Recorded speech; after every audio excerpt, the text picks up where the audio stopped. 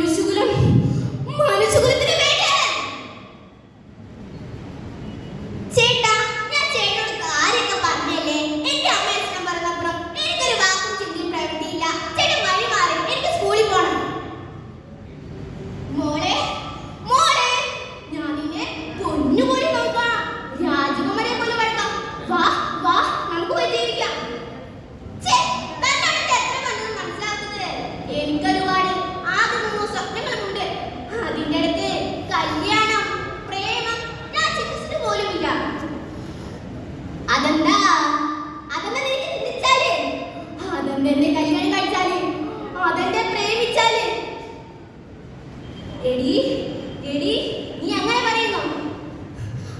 ചേട്ടാ എന്നെ വിട്.